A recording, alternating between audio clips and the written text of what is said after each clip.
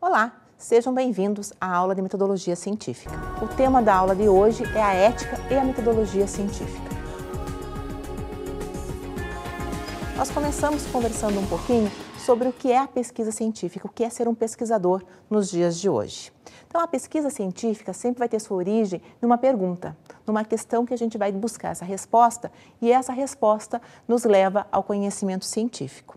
Então, o que é pesquisar hoje? A gente parte de uma observação do nosso contexto, da nossa sociedade, e a partir dali a gente busca situações que precisam ser estudadas, precisam ser analisadas e buscado uma solução para aquela situação, para aquele fato que nós observamos.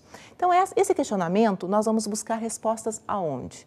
No meio literário, em produções já disponibilizadas na internet, em dissertações de mestrado, teses de doutorado, livros publicados, artigos de periódicos e, além disso, a pesquisa de campo. Então, podemos ir fazer uma entrevista, aplicar um questionário, observações, e isso vai nos dar o respaldo para chegar a uma resposta, chegar a uma conclusão a respeito desse fato que estamos analisando.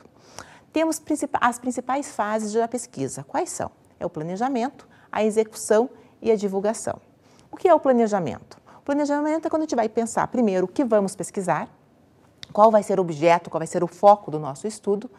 A execução, que é quando nós vamos realmente aplicar esse conhecimento, vamos discutir a questão dos autores, quem são os autores mais atuais que publicaram sobre isso, quais são os livros clássicos que dão embasamento teórico para esse assunto, e vamos para a divulgação, que é quando nós levamos a público o conhecimento que nós chegamos, o resultado que nós tivemos, e isso vai ser validado perante uma comissão avaliadora, vai dizer se o método científico que utilizamos, se a questão que foi trabalhada foi bem respondida, se isso tem uma veracidade, se isso foi fidedigno ao método escolhido.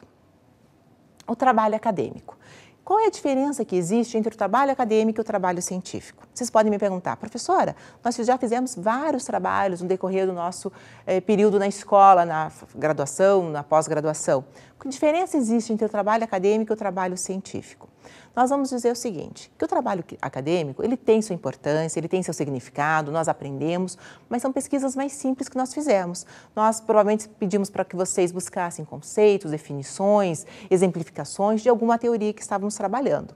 O trabalho científico já vai exigir de nós a escolha de um método científico para embasar o nosso estudo. Aí está a diferença. Em relação à pergunta, precisamos pensar que tipo de pergunta vamos formular. Então, ela não pode ser uma pergunta simples, que uma simples consulta a livros, a algum artigo da internet, eu já tenho essa resposta, nem pode ser uma pergunta muito ampla, que eu não consiga responder, dar conta de abranger todos os aspectos que estão ali envolvidos naquele estudo. Então, a elaboração dessa pergunta me ajuda muito a saber que caminhos percorrer para finalizar esse trabalho, seja ele uma monografia, uma dissertação, um artigo científico. Tá? Então, está aí a principal diferença entre os trabalhos acadêmicos e a pesquisa científica. Ainda sobre essa pergunta, que é tão importante nessa elaboração desse estudo, nós vamos dizer que essa pergunta ela pode ser originada de uma indagação, de uma inquietação ou de uma indignação. Indagação, a gente quer entender o porquê. O que é isto? Por que é feito dessa forma? Por que tem essa consequência? A indignação é quando a gente já tem uma situação que já está padronizada, mas que a gente acha que essa solução já está obsoleta, não atende mais às necessidades dos dias atuais. E uma inquietação quando você vem propor uma nova solução, uma nova teoria, um novo conhecimento, isso vai ser desenvolvido, vai ser estudado. O conhecimento científico, então, ele vai surgir desse estudo que a gente vai fazer. Então, nós iniciamos com um planejamento, com uma pergunta, e a resposta que a gente vai ter a essa pergunta vai nos levar a um conhecimento científico. Então, o que é o conhecimento científico? Ele tem como origem o conhecimento do senso comum, esse conhecimento que é de todos nós, que nós temos no dia a dia, que nos é passado de geração a geração, que nós temos acesso a esse conhecimento de forma assistemática. Quer dizer, você está ali conversando, de repente alguém te dá uma informação, te explica alguma coisa, mas você não tem essa fundamentação, não tem essa criticidade para dizer, realmente isso está certo, isso tem algum fundamento teórico. Então, ele vem desse dia a dia, mas ele é fundamental para chegarmos ao conhecimento científico. O que acontece então? Então nós estamos nesse senso comum, nessas opiniões de pessoas que não estudaram, não se aprofundaram em relação a isso, mas que de alguma forma nos convencem que esse conhecimento é válido, né? Então ele é fragmentado, ele é impreciso, mas que de alguma forma nós achamos válido. Enquanto pesquisadores, nós podemos aprofundar esse conhecimento para ver se até que ponto ele tem uma comprovação científica. E aí que está a importância do senso comum. Ele é a base do conhecimento científico. Então, vocês lembram aquela história do chá de boldo, que as avós diziam que quando a gente estava com dor de estômago, a gente devia tomar o chá de boldo? É exatamente o exemplo que a gente precisa aqui. Então, por muito tempo, esse conhecimento foi passado de geração a geração e todo mundo que tomava o chá dizia, não, realmente é bom, ele ameniza as dores de estômago. Um certo pesquisador resolveu realmente analisar quais eram os princípios ativos ali que poderiam realmente ser eficazes em combate à dor de estômago.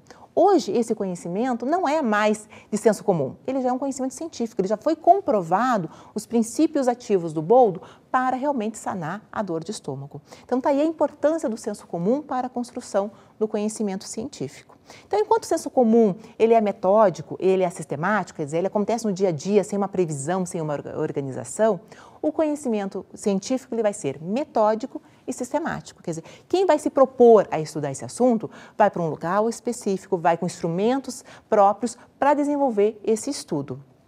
E ele é metódico porque ele vai passar pelo método científico. Qualquer outra pessoa que queira repetir esse experimento, queira chegar de novo a essa resposta, vai saber que passos seguir. Por isso ele é metódico. O conhecimento do senso comum, ele é fragmentado, ele é impreciso. Por quê? Ele é fragmentado e impreciso porque ele surge do dia a dia. Nunca ninguém foi além e perguntou, mas por quê? Você tem razão disso? Quem te explicou que isso realmente é verdade? O conhecimento científico, ao contrário, vai ter todos os argumentos teóricos que vão embasar esse estudo, vai te dizer por que você chegou aqui, como chegou, que passos você seguiu para ter esse resultado.